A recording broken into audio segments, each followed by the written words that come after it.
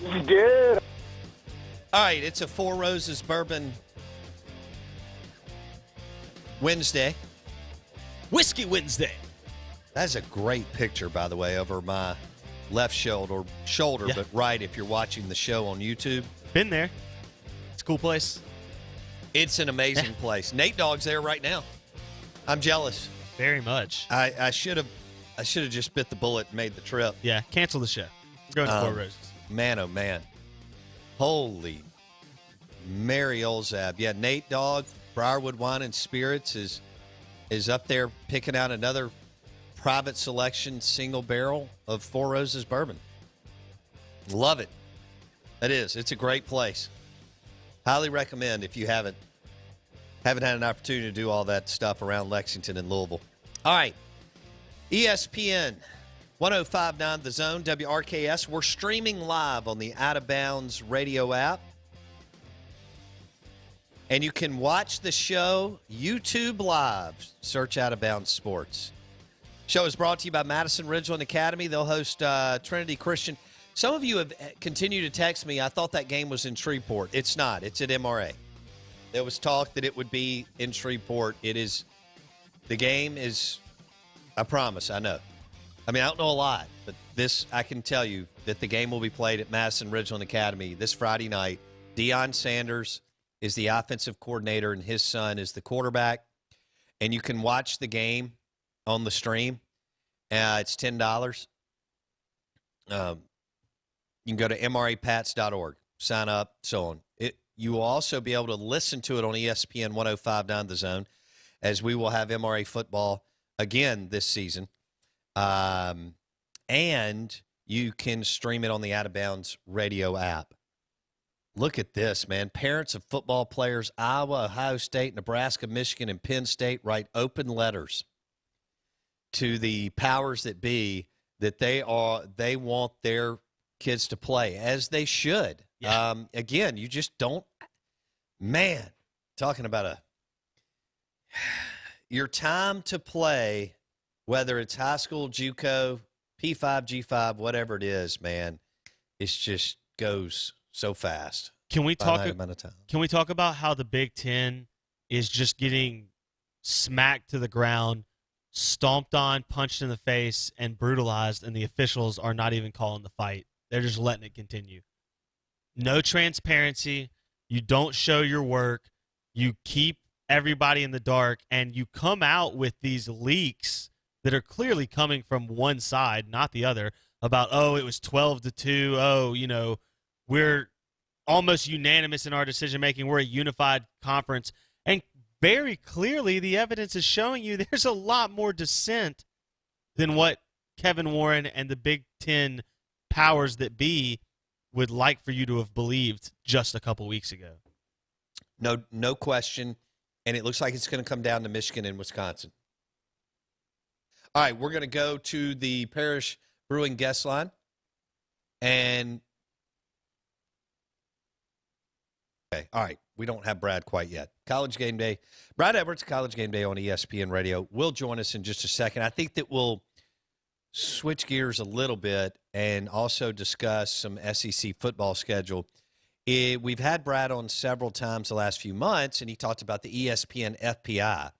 Well, now that it's a totally different schedule, and there's no G5 and so on, and we've added 2 SEC teams, it's a little bit different deal. And I think Texas A&M could be in serious trouble 4 games in. We welcome in Brad Edwards, College Game Day on ESPN Radio. He joins us on the Parish Cane Break Brewing guest line. And Brad, good morning. How are you?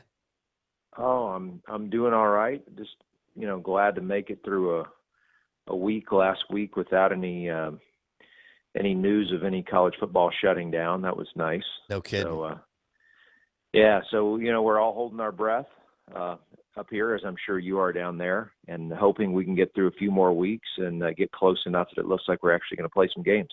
Man, it's crazy what's going on in the Big Ten right now. Yeah. Jeff Snook is a longtime Big Ten insider, Ohio State grad, authored 14 books. He comes out and says 6 teams in the Big Ten are trying to put together a season and do an NFL schedule, home and home. And you may have already read this, but it's Ohio State, Nebraska, Iowa, and Penn State that are already evidently on board, according to Jeff Snook. Yeah, that makes sense. And then they're trying to lobby. Barry Alvarez is trying to lobby Wisconsin's president, and then Michigan's AD, who I didn't realize played for Schembechler, and Harbaugh, who we all know played for Schembechler. They're trying to lobby Michigan's president to get the 6 to go and have a season. Your thoughts? That's a solid league, first of all. I mean, you're really getting the cream of the crop of the Big Ten at that point, and so there wouldn't be any argument as to whether whoever wins that league would be deserving of consideration for the playoff, assuming it actually happens. So I like the idea. I'm trying to think. When was it? It was a few weeks ago. We were actually discussing that as a possibility for maybe it was for the SEC. We were talking about whether you would put together some model. I think it had to have been before they announced what their format was actually going to be. We talked about the idea of having divisional play, home and home. Where you would where you would just play each of the other 6. I think it was the whole idea of just trying to keep it regional as much as you could and not do extensive travel. Obviously, these conferences are so big geographically now that you can play a conference game where you're where you're traveling about 500 miles. It seems like yeah. I mean that was something we had discussed before. Was at least within a division to play everyone twice, home and home, and then have 2. I mean that's as legitimate as you can get for determining a divisional champ, and then you have the 2 divisional champs play each other for the conference champ. So, I mean, it's essentially what you're talking about with the Big Ten, except that it would just be one division. And that would be, I don't know, I mean, to me, that would be a lot of fun. And, of course, at the end of the day, you're playing 12 games, whereas, with the ACC, that's already what you're talking about, is an 11-game schedule plus a conference title game. So that's 12. It's only one more game than the ACC, than the SEC or the Big Ten is talking about playing right now. So that would be cool if it happens. To me, it's just the whole idea that the authority of presidents, of university presidents, as a group could be subverted by a bunch of players and parents just saying that this is what I could see the presidents really digging in their heels here, because to do everything they did and then to cave to the request of players and parents, it just seems like if you're the president of a university, that sets a bad precedent. Because as a university president, you're starting to ask questions like, okay, how does this translate into other areas of campus? If we're willing to do this in athletics, where might this come up elsewhere? But the report, Brad, and parents, says that there's 7- and 8-figure donors that are putting pressure on Michigan's president. Well, that always has an impact, doesn't it? Right. Okay, that's an interesting piece of information.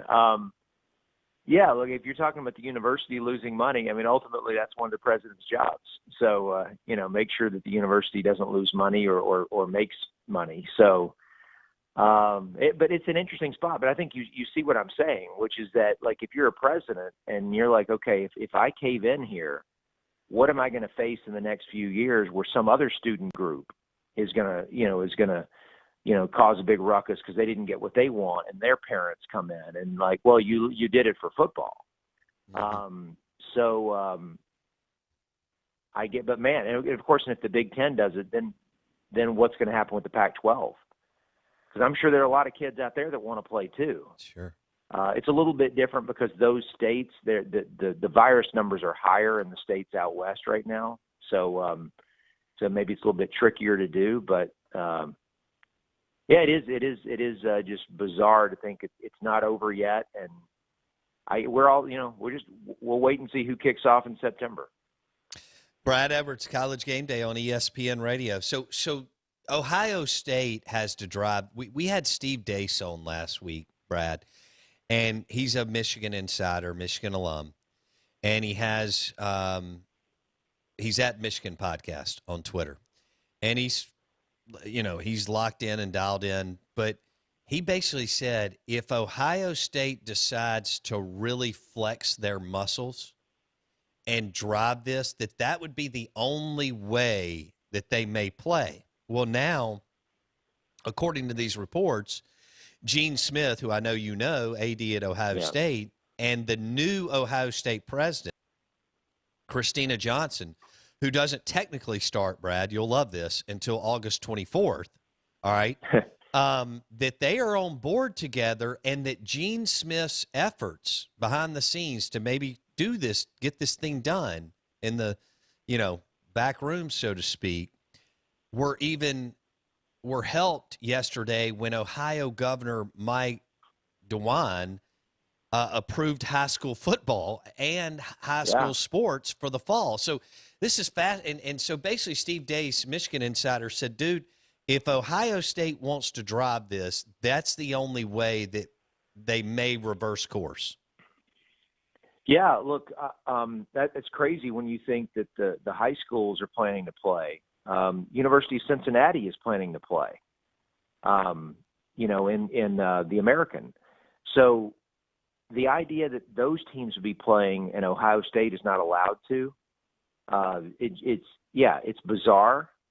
And I think we recognize, a lot of when I say politics, that term obviously has multiple applications in sports these days, but I mean the politics of college athletics is what I'm talking about here.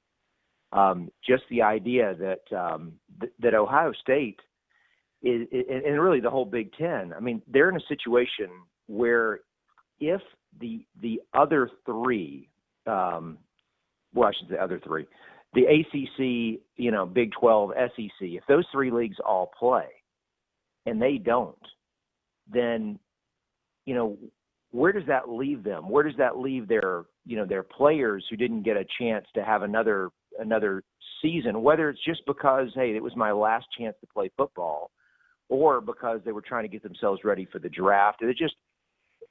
They realize how bad it's going to look for them if the other three, if those three go play and they don't. And there's going to be a lot of anger, among the the players and the coaches and obviously the parents too, if that happens. And so the weird thing about it though is this is all being done under the assumption that the teams in the South are actually going to play. Right. And we still don't know for sure that that's going to happen. No. I mean, it's possible that the Big Ten could get halfway down this road, and all of a sudden the rest of the country pulls the plug on football this fall. Right. So there's so many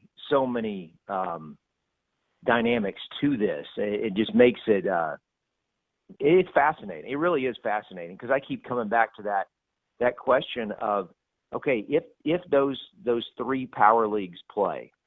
And if they're able to get in most or all of the games, and if they eventually, have a playoff and crown a national champion at the end, come spring, are the Big Ten and Pac-12 really going to trot teams out there? And if they do, what are they playing for? No. We already know that some of the better players aren't going to play. Right. If it comes to that, they're going to opt out.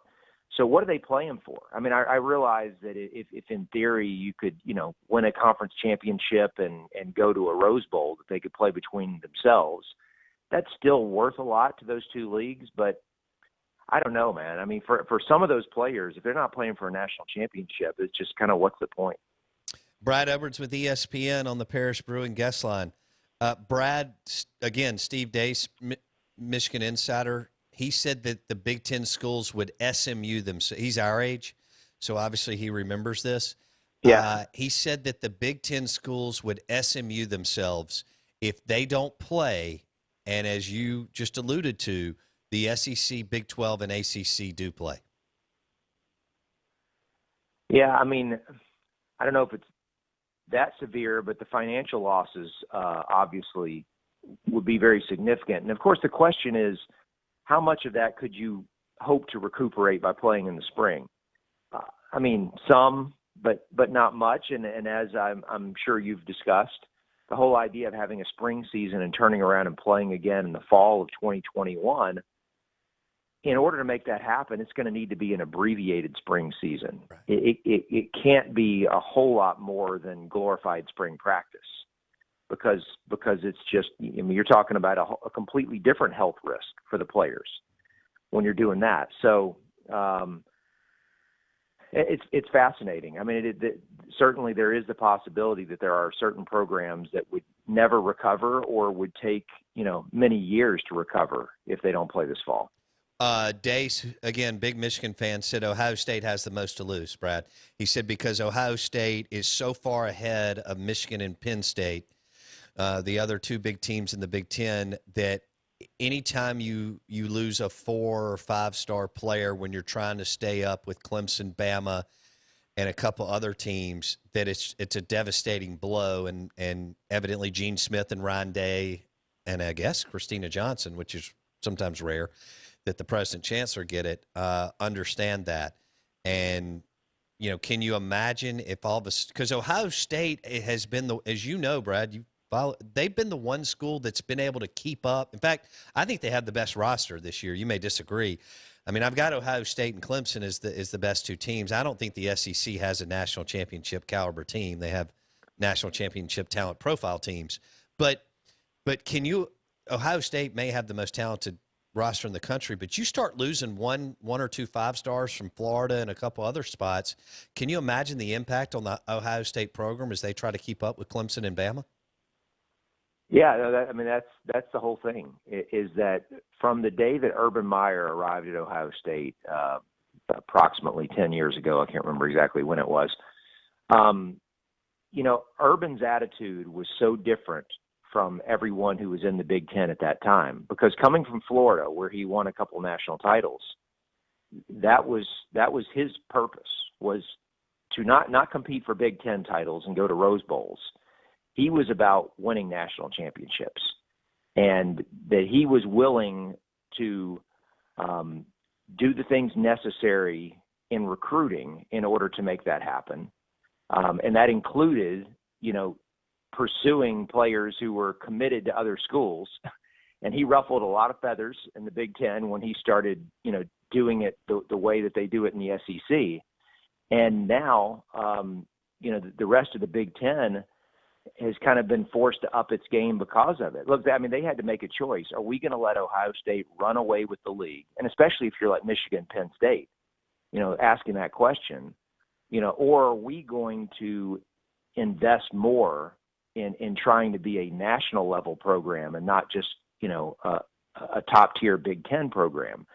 And I think that they all chose the former. And so I think all of the Big Ten is better because of it, but it now continues under Ryan Day, and they're playing for national championships. And it's not to say they don't care about the conference, but look, there have been years recently where they won the Big Ten, and they were left out of the playoff, and they were disappointed. I mean, no doubt about it that winning the Big Ten was not enough for them. And there was not too long ago that might not have been the case at Ohio State, but that is the case now. And, Ryan Day, you could sense the frustration and the urgency, the day after the season was canceled, when he was saying, we need a plan, we need a timetable. And he's saying we need to start, as soon as, as soon as the fall season would have been over, basically like right after New Year's Day, we need to start, because he knows he's got players who are going to have one eye on the NFL, or they're going to have an eye on, hey, you know what, I want to play somewhere. So if I don't see the light at the end of the tunnel, if I don't know exactly when we're going to step onto a field and compete again, I might look to transfer to one of these places where they are going to play, or at least they're trying to play. And so, he gets it. And he's sensed that urgency, because like you said, it's not just to stay on top of the Big Ten, but it's to stay right up there with the best of the best nationally. Sure. I mean, you can't lose a couple recruits here and there and stay with Bama, LSU, Georgia, and Clemson, and some other schools, even Florida, who's on their way. All right, real quick, Brad, I've only got a couple of minutes, but ESPN FPI, we had some great interviews with you March through June. How does what do y'all do with ESPN FPI now that we've got a 10-game conference schedule in the SEC, and they added 2 more teams, and there's no G5 there? Yeah, so for now, FPI is just going to continue to do what it does, and rank all the teams based on preseason factors that we discussed. And so the ratings are still what they always have been. Now the projections are a different story, because the projections are based on your schedule. And so now the teams, the conferences that aren't playing, have disappeared from the projections. And so everything does change a little bit as these schedules just kind of morph into being what they are now. There have been, in fact, I believe after all these conferences either announced they weren't going to play, or they went to conference games only, or mostly conference games. But with the new conference schedules that they all have, Georgia was actually the team nationally that had the greatest increase in its chance to win the conference, because Georgia, I think, caught the biggest break of who they didn't draw from the other side relative to what everyone else got. So that was one interesting bit of information. The other thing is that now that the SEC is playing 10 conference games, and what the ACC has 10, the Big 12 has 9, the top 13 teams in strength of schedule are all SEC. Now, it's kind of surprising, actually, that the top 14 aren't all SEC, but Florida's at 16. Baylor and Kansas actually have a stronger schedule than Florida, according to FPI. Wow. But everyone other than Florida are the top 13 in the nation in schedule strength, and that should be a big deal if the selection committee ends up meeting at some point this fall. Oh, wow. We're going to have to do this again soon. Okay, I didn't know we were going to go that heavy, Big Ten, but with that breaking news this morning, we'll have to get back into it. I'm glad you told me about that. Yeah. All right, so we'll have to go through the scheduling again. That's incredible. Okay. Brad Edwards, College Game Day on ESPN Radio. Be good, buddy. We'll talk soon. All right, take care. Out of Bounds, ESPN 105.9 The Zone, brought to you by the Spray and Bed Liners and Lift Kits at RPT. Rick's Pro Truck, new retail location, Gluckstadt, Madison County. Of course, they've got the one that's been in Lakeland Drive, Flowood for 25-plus years. But RPT, ricksprotruck.com in Gluckstadt, Madison County. We're live in the Bank Plus studio. More college football, SEC football on the way.